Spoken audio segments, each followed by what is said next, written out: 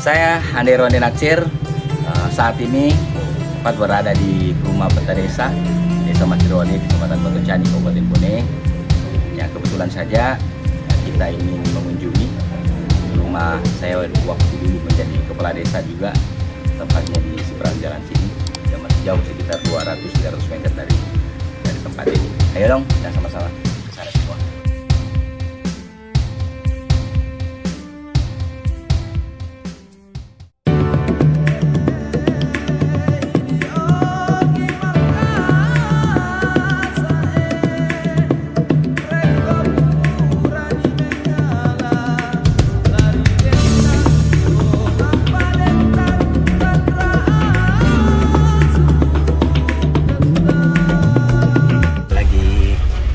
Perjalanan ini ke rumah dulu, saya menyebutnya sebagai rumah bersejarah.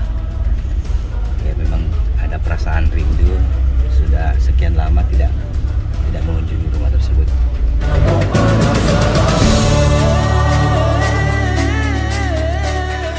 Jadi rumah ini perasaan saya dibangun beberapa tahun lalu ya, berapa puluh tahun lalu. Dan ya kita bisa menyaksikan ya masih belum ada yang berubah, masih seperti dulu. Kita bisa menyaksikan bagaimana konstruksinya memang tidak tidak seapik dengan pembangunan rumah-rumah panggung yang biasa dilakukan oleh masyarakat. Karena sejujurnya yang membangun rumah ini hampir seluruh masyarakat Desa Matirole. Waktu saya dulu menjadi kepala desa, saya tinggal di rumahnya Pak Dusun. Karena masyarakat melihat bahwa ya tidak elok selalu tinggal di rumah terus, di mana pemimpinnya harus menumpang di rumah orang, maka masyarakat di sini mencoba berinisiatif bergotong royong untuk membuat rumah. Makanya mereka bersama-sama ke hutan, memotong kayu, dan kebetulan ada beberapa hutan pinus. Makanya di bagian konstruksi dari rumah ini masih hutan pinus. Semua dikerja bersama-sama. Pada waktu itu yang saya tanggung hanya yang tidak ada bahan dari sini, itu hanya paku dengan seng. Selebihnya merupakan hasil dari gotong royong masyarakat Desa Matirole. Tentu sebagai kepala desa pada masa itu saya sangat berterima kasih, sangat bersyukur karena dibangunkan rumah. Bagi saya, orang tua dulu sudah sering kali mau membangun rumah, tapi tidak pernah bisa karena memang ya kondisi ekonomi yang sangat terbatas. Kondisi ekonomi yang sangat tidak mampu, kira-kira begitu. Tetapi setelah ada upaya dan niat bersama dari masyarakat, alhamdulillah rumah ini bisa terbangun.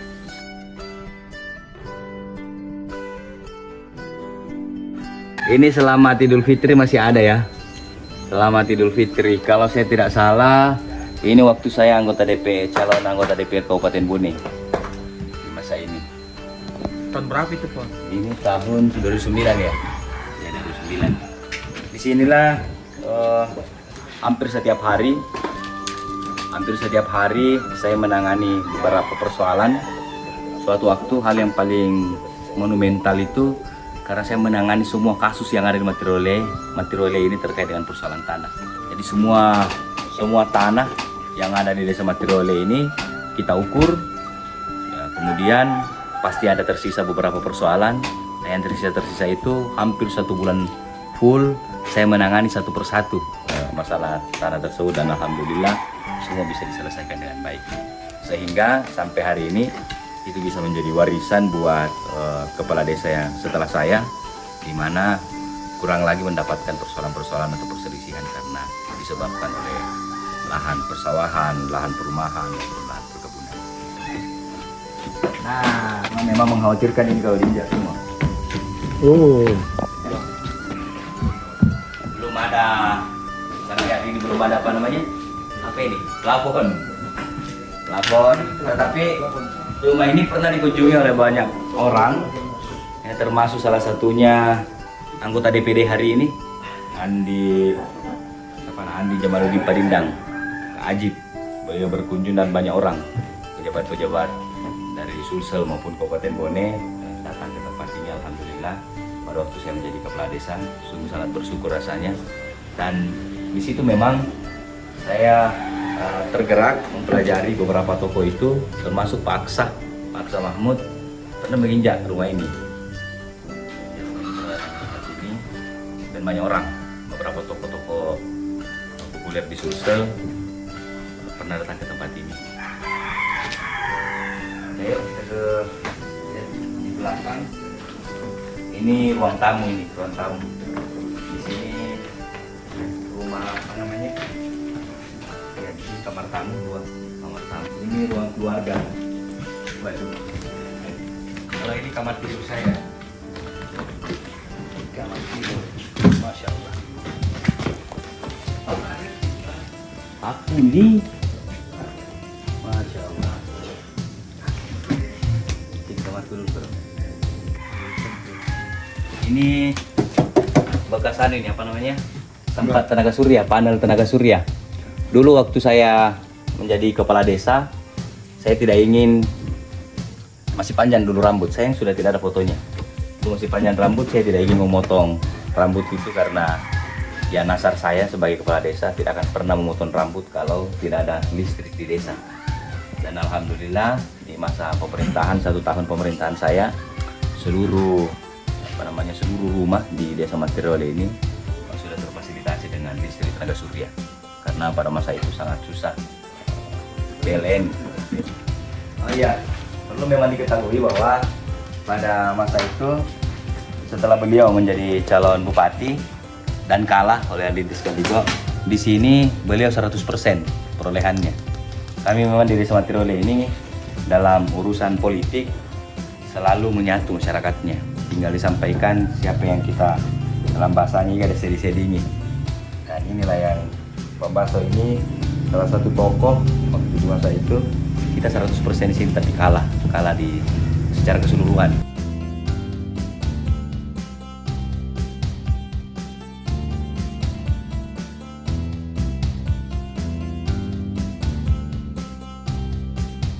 Ini tempat masak-masak ternyata sudah. Di sini tempat favorit.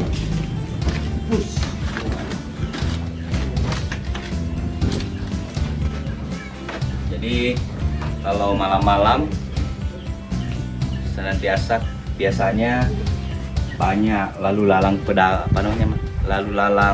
sapi dari Tompolo sana, dari Goa, dari Sinjai itu biasa lewat sini jam 2 malam, jam 3 malam. Ya tentu mereka mengambil sapi itu dengan tidak sah ya. Jadi bisa dikatakan itu para pencuri dari sana. Satu hal yang memang saya sampaikan, ya silahkan saja, saya tidak bisa menghalangi segala usaha untuk mengambil barang orang lain.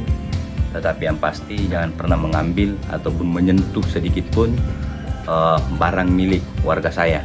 Dan alhamdulillah selama pemerintahan saya di sini ya tidak pernah kehilangan apapun harta benda, harta milik masyarakat Desa Matirole. Dan disinilah memang saya senantiasa duduk merenung sendiri terkadang, atau kalau tidak saya panggil orang untuk main domino bersama. Ya ini memang tempat yang favorit buat saya. Ayo deh.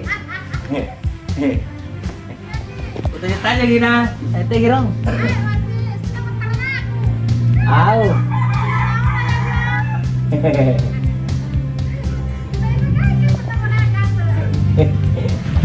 Oke, kita turun ke bawah.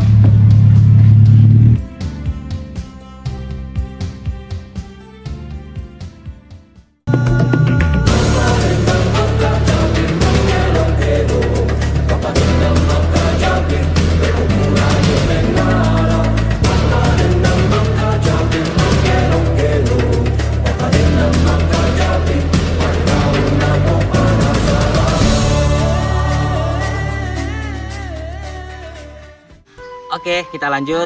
Jadi dulu kami tinggal di tempat ini. Saya mulai karir. Sebelumnya yang sekolah itu, yang kuliah hanya Andianto, ada yang kedua. Cuman saya belum sempat. Saya dulu selalu ikut orang tua kemanapun beliau pergi. Saya ikut bersama-sama.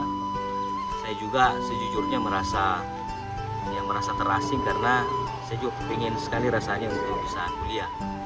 Tetapi karena ya orang tua tidak memperhatikan, Andianto juga sebenarnya tidak terperhatikan karena kebetulan saja dia bebas tes di Unhas sehingga beliau sudah kuliah, saya belum kuliah. Akhirnya ya karena bapak punya 2 istri, ada di Desa Langi, ada juga di sini. Ketika bapak ke Desa Langi, saya diam-diam berupaya berusaha bagaimana caranya untuk bisa kuliah. Akhirnya setelah ada upaya untuk memotong padi, saya ambil semua gabah itu, kemudian saya panggilkan mobil truk, ya dump truk, 1 dump truk saya bawa ke Makassar, saya jual. Itulah yang saya gunakan untuk mendaftar di Universitas Yusuf 45. Itu masih Universitas 45. Dan alhamdulillah ya saya juga sudah bisa kuliah. Di sini waktu saya setelah kuliah menyelesaikan kuliah, saya kembali ke desa. Beberapa tahun itu orang tua meninggal. Setelah orang tua meninggal, ya tentu kami semua menjadi hopeless. Tidak ada lagi harapan bagaimana caranya bisa melanjutkan hidup. Adik-adik semua juga belum ada pekerjaan, sehingga saya berikhtiar bagaimana caranya untuk bisa masuk kepala desa. Dan kebetulan saja memang dipanggil orang tua di sini, orang-orang tua di sini memanggil untuk menjadi calon kepala desa. Setelah pemilihan, alhamdulillah terpilih, dan kita memimpin desa ini selama 5 tahun. 5 tahun. Dalam priorisasi 5 tahun itu, alhamdulillah banyak hal yang kita lakukan di desa ini. Karena desa ini sebelumnya mobil saja tidak bisa masuk, motor juga tidak bisa, hanya 1-2 motor yang dulu ada. Itu pun motornya bapak, tidak ada. Jadi kita mengakses desa ini dengan berkuda. Kita lewat cambak pada masa lalu. Sangat susah akses jalan, akses air, apalagi listrik. Dan alhamdulillah selama periodisasi 5 tahun memimpin kepala desa, air, listrik, dan fasilitas infrastruktur jalan sudah bisa dilalui oleh motor maupun mobil. Itu yang utama yang terselesaikan di periode saya menjadi seorang kepala desa. Setelah itu tentu saya berpikir, karena di desa ini sangat memprihatinkan, di mana yang tamat SMA itu, yang sarjana itu hanya saya dengan adik Andianto itu. Adik Andianto, kemudian yang setelah itu karena melihat kondisi di desa ini sangat memprihatinkan, saya berupaya untuk berjuang lebih di atas, berikhtiar untuk menjadi anggota DPRD Kabupaten Bone. Saya lakukan berbagai upaya karena kita tidak memiliki modal, tidak punya uang, tidak memiliki apa-apa, berupaya mempengaruhi orang. Tetapi ya pandangan sebagian banyak orang itu masih menganggap saya sebagai orang yang sangat muda, belum pantas menjadi anggota DPR. Tetapi ya dengan keyakinan, dengan kesabaran, dengan keteguhan, ya alhamdulillah saya tetap berjuang dan terpilih di tahun 2009 sebagai anggota DPRD Kabupaten Bone. Tentu setelah itu saya harus membuktikan diri bagaimana caranya untuk meyakinkan masyarakat bahwa menjadi anggota DPR itu bukan pekerjaan prestisius, tetapi pekerjaan yang betul-betul bagaimana melayani masyarakat. Dan alhamdulillah setelah 1 tahun di DPRD Kabupaten Bone, kemudian dipercaya menjadi wakil ketua DPRD, dan setelah itu sempat menjadi pejabat pelaksana ketua DPRD Kabupaten Bone sampai Bapak Andi Pasar Bajalangi dilantik sebagai Bupati Bone. Kira-kira sampai di situ di tahun 2000, tahun berapa lagi ya, 2004 saya berikhtiar masuk ke DPRD provinsi sampai hari ini di periode kedua. Kira-kira begitu proses perjalanan politik saya, mulai dari desa, anggota DPRD kabupaten sampai kepada anggota DPRD provinsi Sulawesi Selatan. Semoga saja upaya baik ini tetap bisa bertahan, ya tentu kita berharap seperti itu, tetap bisa berbuat yang terbaik buat masyarakat Kabupaten Bone, terutama masyarakat Bontejani secara khusus. Karena ya kita sadari betul bahwa di Desa Martirolye sampai kepada Desa Pangusur, Desa Pana, Bontojai, Erencin, Lompat Tugu, Atancani, Lamoncong, adalah daerah-daerah yang sejujurnya kurang terperhatikan di masa lalu. Mereka daerah-daerah terpinggirkan, daerah-daerah terpencil yang membutuhkan sentuhan kebijakan dari pemerintah. Dibutuhkan prioritas perhatian utama dari pemerintah agar supaya mereka juga bisa berdiri sejajar dengan daerah-daerah lain dengan kecamatan-kecamatan lain yang ada di wilayah Kabupaten Bone. Itu salah satu mimpi terbesar saya, bagaimana supaya itu bisa terrealisasi sehingga jalan, infrastruktur jalan dari Pamusureng ke Camba ini bisa tercapai insya Allah. Dan banyaklah ikhtiar-ikhtiar baik lain untuk kepentingan pembangunan masyarakat di Desa di Pontocani ini bisa kita wujudkan insya Allah. Oke teman-teman, kisah ini kita tutup dulu sementara. Nanti kita lanjutkan lagi. Kita tunggu video-video selanjutnya. Masih banyak ide-ide kreatif yang lain yang akan kita munculkan. Thank you.